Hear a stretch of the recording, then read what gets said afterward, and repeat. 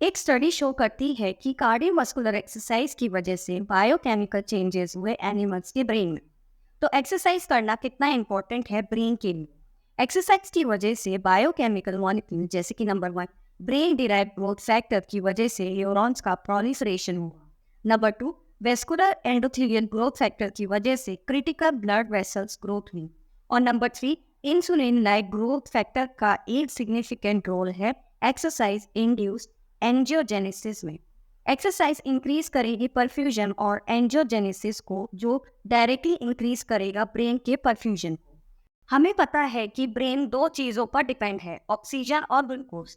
जब capillary beds increase होगा तब ऑक्सीजन और ग्लूकोज ज्यादा डिलीवर्ड होगा ब्रेन टिश्यूज को, और साथ ही फैसिलिटेट करेगा न्यूरोप्लास्टिसिटी को। अब न्यूरोप्लास्टिसिटी इंप्रूव करेगी साइनेप्टिक कनेक्शन और न्यूरल नेटवर्क्स के डेवलपमेंट को। और जब साइनेप्टिक कनेक्शंस और न्यूरल नेटवर्क्स डेवलप इंप्रूव होगा तो ब्रेन में स्ट्रक्चर्स और फंक्शनल चेंजेस आएंगे, जिससे लर्निंग बढ़ेगी और ब्रेन ज़्यादा एफिशिएंट बनेगा, ज़्यादा कैपेसिटी के साथ लर्न करेगी। स्टडीज में ये शो किया गया है कि कार्डियोवास्कुलर एक्सरसाइजेस ब्रेन को एडवांटेज देती है कि वस्कुलर इंसर्ट की वल्नरेबिलिटी डिक्रीज होती है और ब्लड ब्रेन बैरियर को प्रोटेक्ट करती है ऑक्सीडेटिव स्ट्रेस से। एक स्टडी में पेशेंट्स को एरोबिक फिटनेस ट्रेनिंग में पार्टिसिपेट करवाया गया और उन पेशेंट्स के ब्रेन की वॉल्यूम इंक्रीज था और वाइट और ग्रे मैटर इंक्रीज था।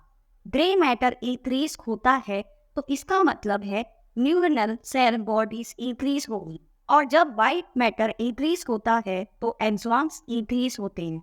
साथ ही इलेक्ट्रोफिजियोलॉजिकल स्टडीज शो करती हैं इंडिविजुअल्स जिनकी कार्डियोवास्कुलर कंडीशन अच्छी होती है उनकी न्यूरल कंडीशन वेलोसिटी इंक्रीज होती है, जिसका रिलेशन वाइट मैटर इंटीग्रिटी से होता है, और रिस्पांस एम्पलीट्यूड इंक्रीज होता है, उसका relation cortical grey matter activation से होता है। जैसे जैसे एज होती जाती है प्लास्टिक ब्रेन का वेल फंक्शन इंपॉर्टेंट हो जाता है। जिनकी एज ज़्यादा है, अगर उनकी फिजिकल हेल्थ अच्छी है, उनमें कॉग्निटिव रिजर्व्स बड़ा होता है और एजिंग प्रोसेस स्लो होता है।